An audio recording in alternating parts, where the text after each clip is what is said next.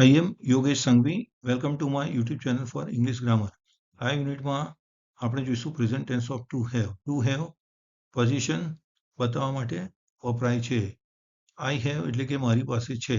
I have a red pencil. So મારી પાસે લાલ pencil છે.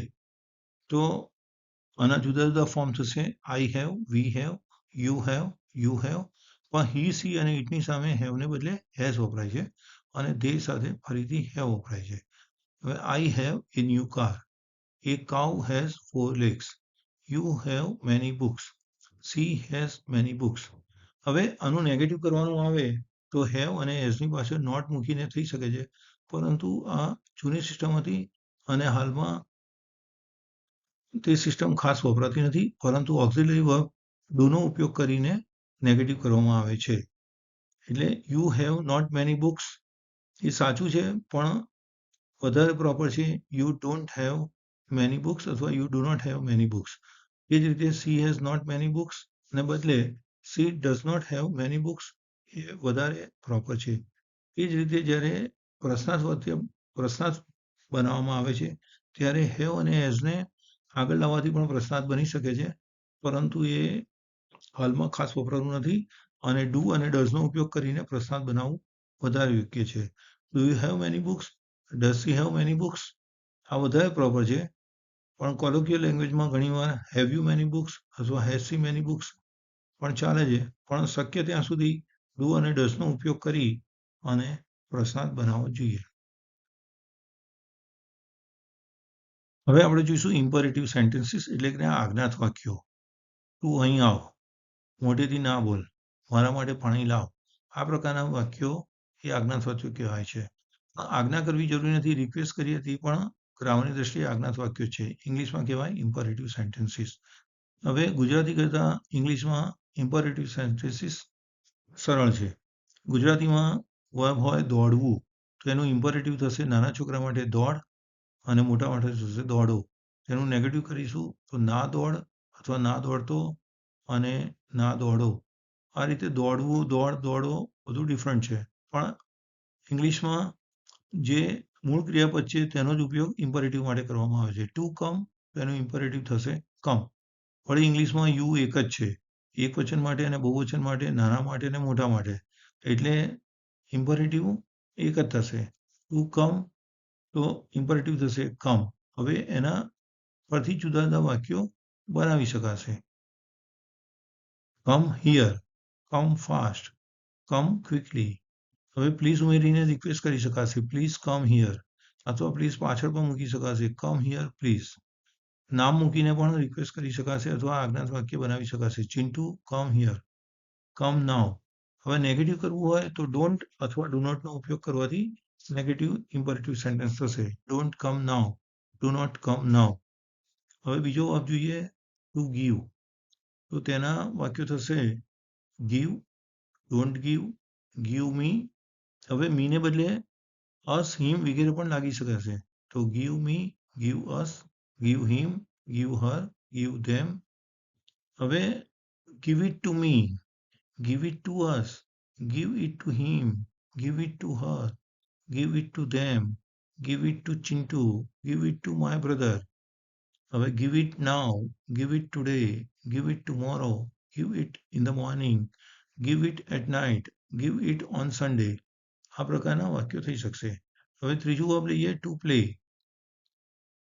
તો તેના સેન્ટેન્સીસ થશે play, don't play, play cricket, play football, play tennis, play cricket with your father, play cricket with your brother, play cricket with your friends, play cricket with your cousins, play cricket with your teacher, play cricket now, play cricket today, play cricket tomorrow, play cricket in the morning, play cricket at night, play cricket on Sunday.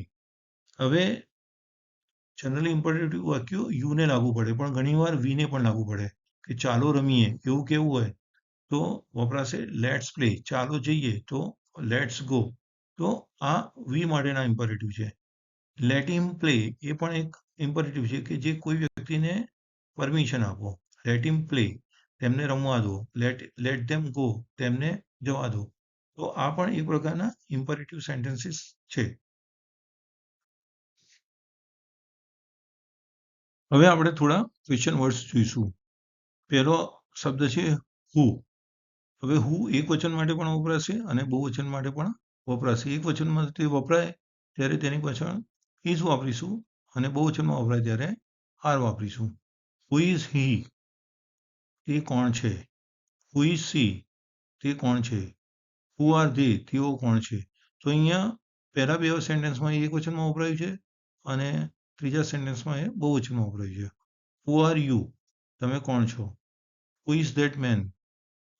પેલો માણસ કોણ છે? Who are those men? પેલા માણસો કોણ છે? તો આ બહુ સિમ્પલ શબ્દ છે, પણ માત્ર એટલું યાદ રાખવાનું એકવચન અને બહુવચન બંને માટે વાપરી શકાય છે. વોટ એટલે શું?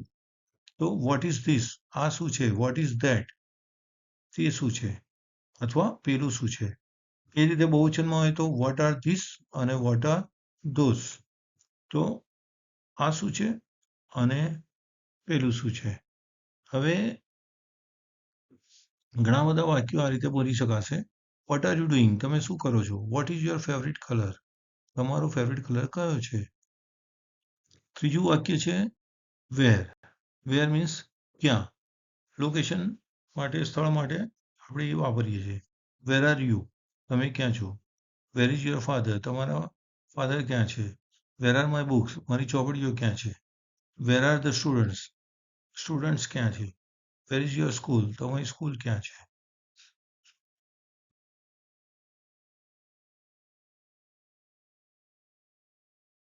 હવે શબ્દ છે વેન. વેન એટલે ક્યારે. When is your birthday? તમારો બર્થડે ક્યારે છે? When do you go to school? તમે સ્કૂલે ક્યારે જાઓ છો? Van are you going? તમે ક્યારે જાઓ છો અથવા ક્યારે જઈ રહ્યા છો? When will you finish this work? તમે આ કામ ક્યારે પતાવશો? હું એટલે કોને? હુમ do you give your books? તમારી ચોપડીઓ તમે કોને આપો છો? હુમ ડુ યુ ટીચ ઇંગ્લિશ? તમે ઇંગ્લિશ કોને શીખવાડો છો? હુઝ એટલે કોનું? તો હુઝ બુક્સ આર ધોઝ? પેલી ચોપડીઓ કોની છે? Whose opinion is this? આ અભિપ્રાય કોનો છે? વાય એટલે શા માટે અથવા કેમ? Why do study Spanish? તમે સ્પેનિશ કેમ ભણો છો? Why are you not coming? તમે કેમ આવતા નથી? વિચ. વિચ એટલે કયો અથવા કયો, કઈ, કયું વગેરે. Which is your favourite colour? Red or blue? તમારો ફેવરિટ કલર કયો છે? લાલ કે વાદળી? Which would you drink? T or coffee? તમે શું પીશો? ચા કે કોફી? હવે વોટ અને વિચનો એક ડિફરન્સ ખાસ યાદ રાખવા જેવો છે. તમે એવું પૂછી શકો what is your favourite colour? તમારો ફેવરિટ કલર કયો છે? પણ એ ઓપન ક્વેશ્ચન છે, ગમે તે કલર હોઈ શકે. પણ જ્યારે સ્પેસિફિક વસ્તુ હોય એમાંથી કઈ એ પૂછવું હોય ત્યારે વિચ વપરાય છે. Which is your favourite colour? Red or blue? એટલે અહીંયા ઓપ્શન આપવો જરૂરી છે કે લાલ અથવા વાદળી બેમાંથી તમારો ફેવરિટ કલર કયો છે. એ જ રીતે વિચ વુડ યુ ડ્રિંક? તમે શું પીશો? Tea or coffee? તો ટી અથવા કોફી બેનો ઓપ્શન આપેલો છે. એટલે બેથી વધારે પણ ઓપ્શન હોઈ શકે છે. પણ જ્યારે ઓપ્શન આપવામાં આવે ત્યારે વિચ વપરાય છે અને ઓપ્શન ના હોય ત્યારે વોટ વાપરવામાં આવે છે. તો વોટ અને વિચનો આ ડિફરન્સ યાદ રાખવું જરૂરી છે. હવે શબ્દ જોઈશું આપણે ધેર. ગુજરાતીમાં આપણે એવું નથી બોલતા કે ત્યાં ટેબલ ઉપર એક ચોપડી છે, ત્યાં ગાર્ડનમાં ઘણા બધા ઝાડ છે. તો ત્યાં શબ્દ ગુજરાતીમાં જરૂરી નથી, પરંતુ ઇંગ્લિશમાં તેઓ ધેર શબ્દનો ઉપયોગ કરે છે. ક્લાસમાં એક સ્ટુડન્ટ છે એ કહેવા માટે there is a student in the class. એ રીતે there are many lions in the jungle. There is a dog in the house. હવે પ્રશ્ન જ્યારે કરવામાં આવે ત્યારે ટુ બીના રૂપને આગળ લઈ દો એટલે પ્રશ્ન થઈ જાય. Is there a dog in the house? અને નેગેટિવ કરવું હોય તો ટુ બીના રૂપની પાછળ નોટ ઉમેરી દેવાનું અથવા નો શબ્દનો ઉપયોગ કરીને પણ નેગેટિવ થશે. There is no dog in the house અને there is not a dog in the house. જો નોટ વાપરશો તો આર્ટિકલ વપરાશે અને નો વાપરશો તો આર્ટિકલનો ઉપયોગ નહીં થાય. There is no dog in the house, અહીંયા આર્ટિકલ ડોગની આગળ નહીં આવે, પણ there is not a dog in the house તો અહીંયા ડોગની આગળ આર્ટિકલ લાગશે. Are there many lions in the jungle? There are not many lions in the jungle. તો આ એકદમ સિમ્પલ ટોપિક છે અને જ્યારે તમે આ વાક્યનું ગુજરાતી કરો ત્યારે ત્યાં શબ્દ વાપરવાની જરૂર નથી. There are not many lions in the jungle. તો તેનું ગુજરાતી તમારે એટલું જ કરવાનું કે જંગલમાં ઘણા બધા સિંહ નથી, પણ ગુજરાતીમાં ત્યાં શબ્દનો ઉપયોગ કરવો જરૂરી નથી. હવે થોડાક ઇમ્પોર્ટન્ટ વર્બ્સ કરીએ.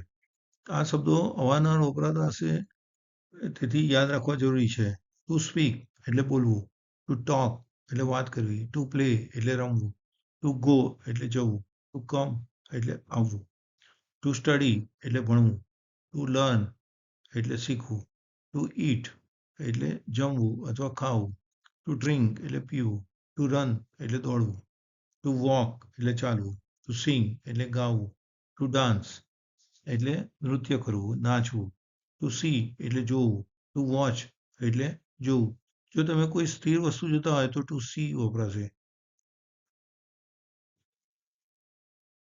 I can see A mountain, બરાબર, તો માઉન્ટેન સ્થિર છે. પણ તમે મૂવી જોતા હોય, રનિંગ આઇટમ જોતા હોય, તો એ વખતે વોચ વપરાશે. I want to watch A movie. To take એટલે લેવું, ટુ ગીવ એટલે આપવું, ટુ બાય એટલે ખરીદવું, ટુ સેલ એટલે વેચવું, ટુ જમ્પ એટલે કૂદવું.